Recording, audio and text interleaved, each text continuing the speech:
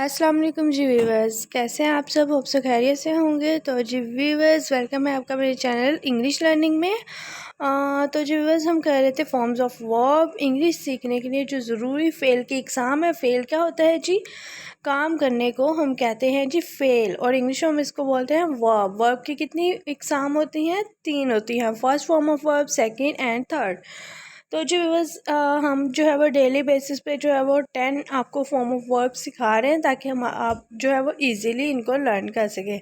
तो जो बस without waste of time video का आगाज़ करते हैं, और आपसे रिक्वेस्ट करते हैं हमारे चैनल को सब्सक्राइब कर दीजिए।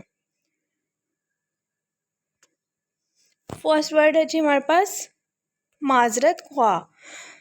जिस तरह कोई कहता है जी मिस्टेक करने के बाद कि मैं माजरत ख्वाह हूँ, या आप अक्सर जो है वो देखते हैं फ़ोन कंपनीज़ जो है वो अपनी कमर्शियल में कहती हैं, या मोबाइल में वो फ़ोन पे कहती हैं जी हम माजरत ख्वाह हैं आपको तकलीफ़ देने के लिए। तो जी माजरत ख्वाह के इंग्लिश में हम कहते हैं अपोलोजाइज़। ये इसकी फ़र्स्ट फॉर्म है, अपोलोजाइज्ड। सेकंड फॉर्म है, थर्ड फॉर्म है जी apologised. First form apologise, second और थर्ड अपोलोजाइज्ड।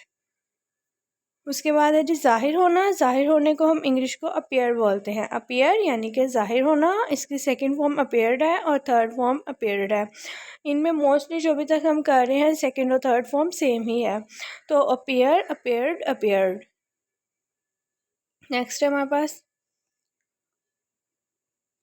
नाराज़ होना। नाराज़ होने को हम इंग्लिश में अनॉय बोलते हैं। अनॉय, नाराज़ होना। Second form of verb annoyed, third form of verb annoyed. First अनॉय है, सेकंड अनॉयड, थर्ड भी अनॉयड। उसके बाद है जी जवाब देना। जवाब देने को हम इंग्लिश में आंसर बोलते हैं। इसकी सेकंड फॉर्म ऑफ वर्ब जो है वो है जी आंसर्ड, और थर्ड फॉर्म ऑफ वर्ब है जी आंसर्ड। Answer, answered, answered. उसके बाद है जी हमारे पास ऐलान करना। ऐलान करने को इंग्लिश में अनाउंस कहते हैं। अनाउंस यानी कि ऐलान करना। सेकंड फॉर्म ऑफ वर्ब है जी announced, third form of verb भी अनाउंस्ड ही है। Announce, announced, announced. मुतहरक करना। मुतहरक करना कहते हैं जी हरकत में लाने को। तो मुतहरक करने को हम इंग्लिश में एनिमेट बोलते हैं। एनिमेट यानी कि मुतहरक करना।